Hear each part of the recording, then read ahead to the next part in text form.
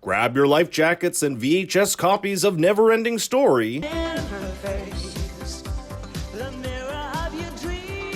because we have the biggest show about taking down Russians since Commando. You know, the two of us, we are the closest, living out here, Jenny and me. Wait, that movie doesn't involve Russians? My whole intro is ruined! Stranger Things Season 3 is back, and with it a whole new ending to unpack. So in this video, we're going to take a deep dive into what the hell happened in Hawkins and what its events could mean for Season 4. So grab a breath, Min, because here we go. The biggest shocker for the end of the season is the apparent death of Jim Hopper, but did he actually die? The show actually leaves a few clues that hint at how and where Jim might have gone. Exhibit A. As the electromagnetic beam is about to explode, check out this shot. This is right before the Russians in their hazmat-esque type suits get vaporized. No Hopper. Exhibit B. In episode 6, the Russian scientist Joyce and Hopper hold hostage, Alexei, gives some clues that may help. There were many of these keys before in Russia, but they turned out wrong. The key he's referring to are these big-ass laser beams, aptly named because they unlock the doors to other worlds, just like a key. We're using this energy to break through a barrier, to open a doorway.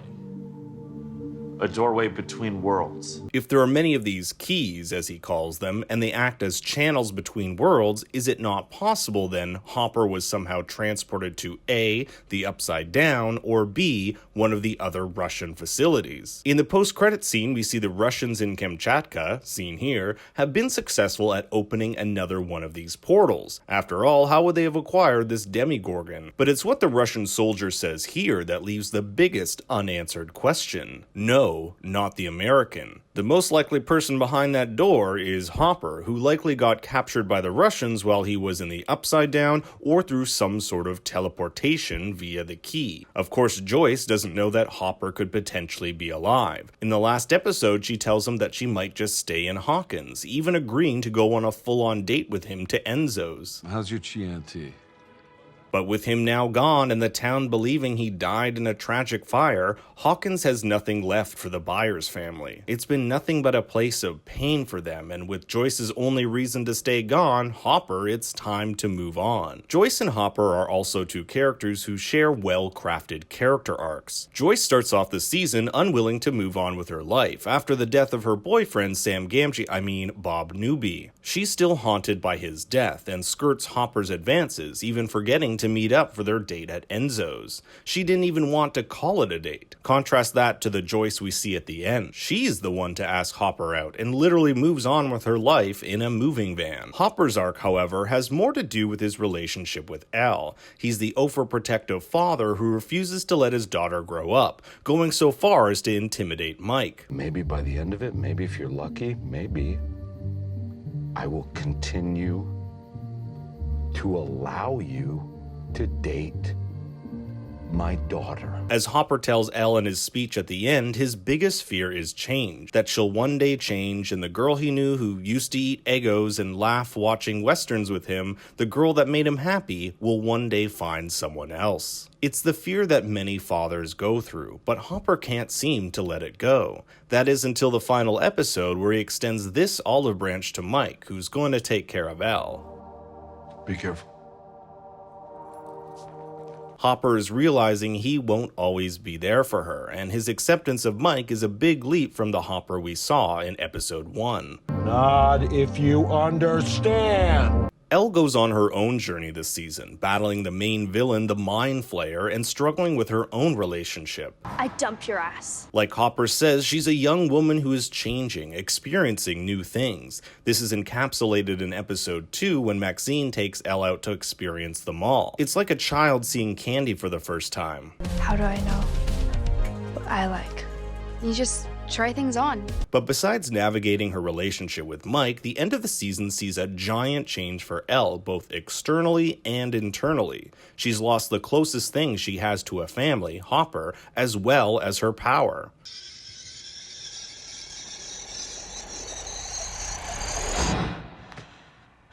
But is her power gone for good? Before the Battle of Starcourt, she tells Hopper that her power is like a battery. It just needs to be recharged. But 3 months later, she still hasn't regained her powers. Some theorize that when Elle was bitten by the Mind Flayer, part of the slug creature inside her sapped her of her power, but I don't necessarily agree. For one, she was still able to destroy the Russians by flipping over a car after she was bitten.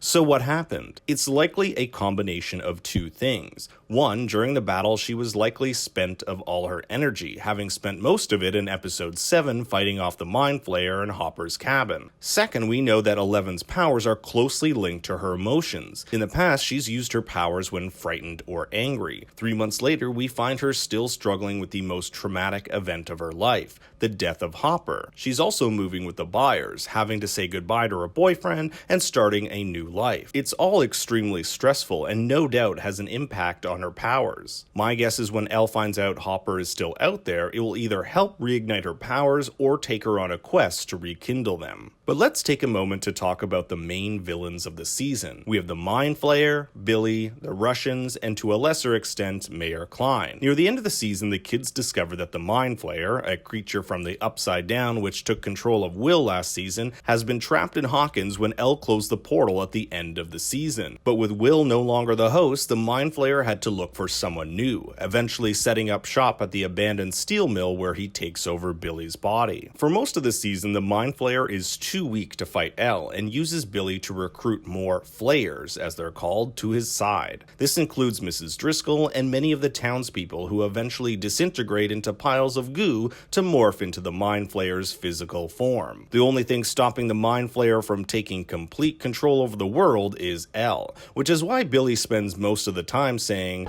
We've been building it for you. He's referring to the giant Mind Flayer goop creature which gains more and more strength as it acquires more townspeople. But we need to talk about Billy.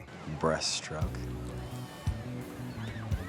Last season, I hated him. Not because he was a villain, but because he seemed to be a dick just for the sake of being a dick. His actions were thinly motivated as to why he turned out the way he did. In this season, however, the writers have created an empathetic Billy, one haunted by the trauma of his past, which reveals why he's such a dick in the first place. When Elle uses her special powers to delve into Billy's memories, which she's only used once before with her mother last season, we get a better glimpse of what makes Billy, Billy. She sees his mom and younger self at the beach, one of his favorite memories, which is juxtaposed with his abusive father and him being taken away from his mother. As Elle ventures further down this beach, the storm around her intensifies as Billy's memories get increasingly violent. Billy lashes out at others because it's his way of taking out his childhood frustration. He asserts his power over others because he had no power at home. But Billy goes through a redemptive arc at the end of the season. When he's about to kill Elle, she talks to him about his favorite memory of his mother.